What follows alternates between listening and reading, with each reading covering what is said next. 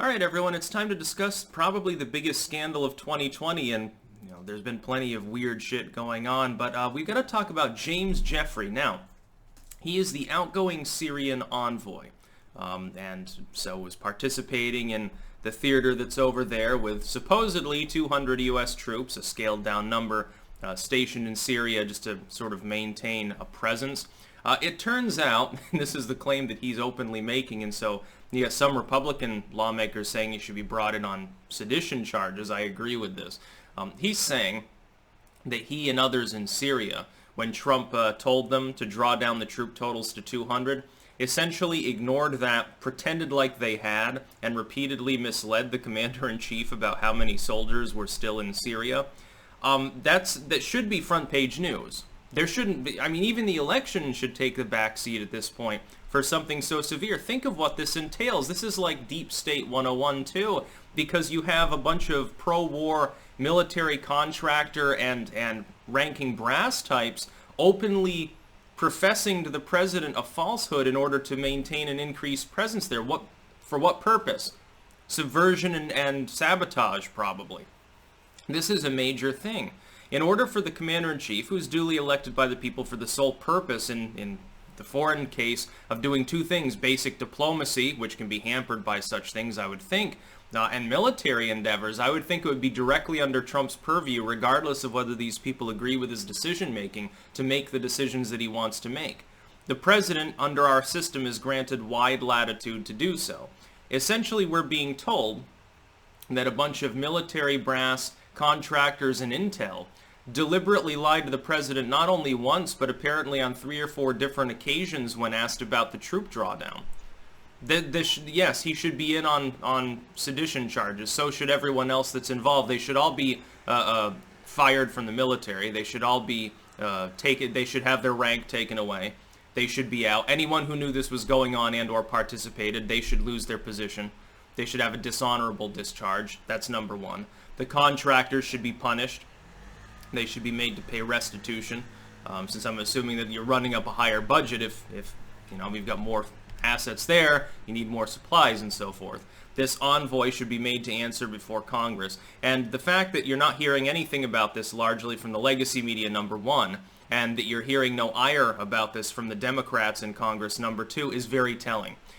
This is extremely concerning.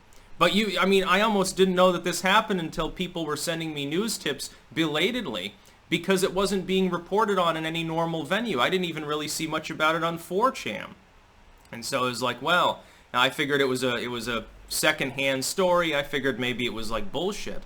Apparently it's actually completely true. He came out and professed this himself. He's almost bragging about deliberately misleading the commander-in-chief about a significant foreign theater. Thank goodness that no wider problems arose out of this. Thank goodness that for that period that he was lying to the president, that there wasn't some major catastrophe in Syria. Can you imagine what would have happened? If you imagine this. It's mid-2019 or something. Trump has supposedly scaled down the troop totals, but they're not actually scaled down. Imagine that all of a sudden a super jihadist attack is launched on a U.S. base and the casualties are magically far higher than 200 people. Can you imagine? Because if Trump was being misled, don't you think that if he's talking to foreign world leaders about ongoing counterterrorism efforts, diplomatic efforts, or something, he's like, well, yeah, we still got this presence in Syria. It's like 200 people. And maybe that affects their decision-making in accordance with their relationship with the United States. Then imagine that all of a sudden 500-600 U.S. troops have died on a base. Well, why were there so many troops there? Were you doing something underhanded? And then Trump would have had to come out to the goddamn world and explain that his own military had been lying to him. That is completely unacceptable. Are they going to do this, by the way, to Joe Biden? If he tries to start a war, are they going to hamper his efforts? Oh, yes, sir, we've bombed the enemy to smithereens. Thousands have been killed, and actually it's like, just a deep fake video. They provide him some old drone footage from 2008 and pass it off as the real thing. This is evidence that at least an element of the U.S. military, intel, contractors, associated groups have gone rogue.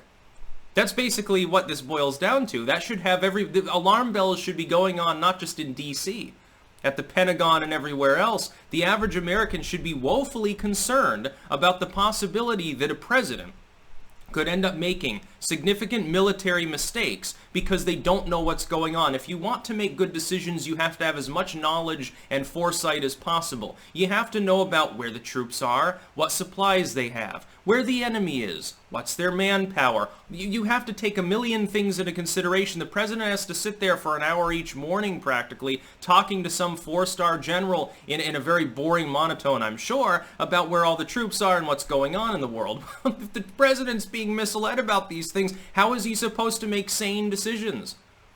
Let's say he says, well, there's an ISIS group moving across the desert. Well, send our forces out to deal with them. We've got 200 men. What if they had actually cut it down to 50 men? And they're like, oh yeah, Mr. President, don't worry. And then they all get slaughtered.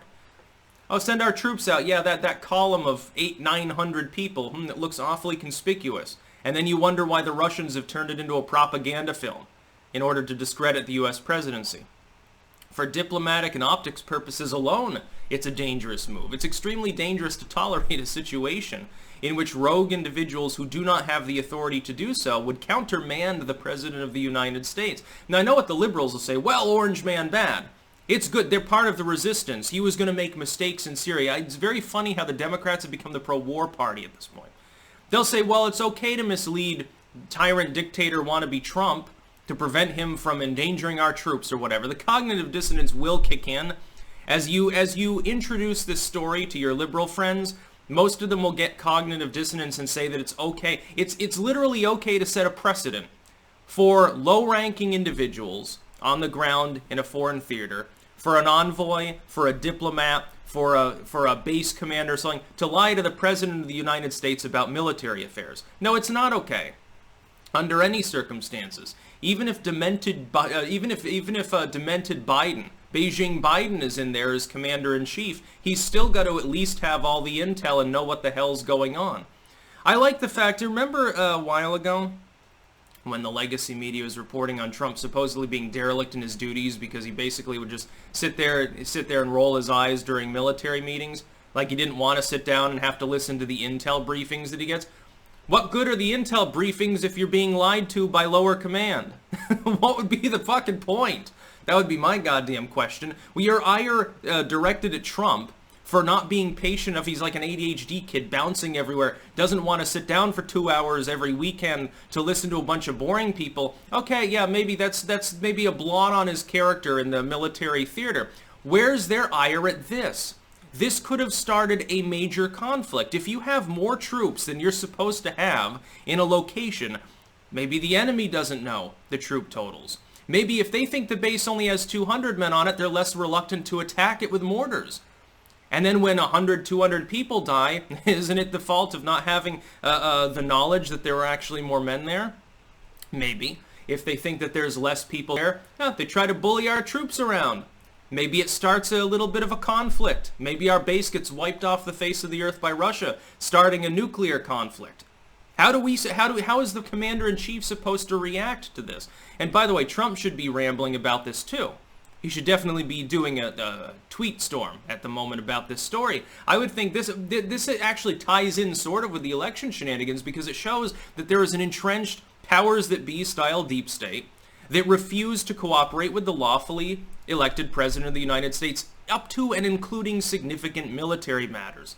That should have literally everyone in the country very concerned. That's about all. Peace out.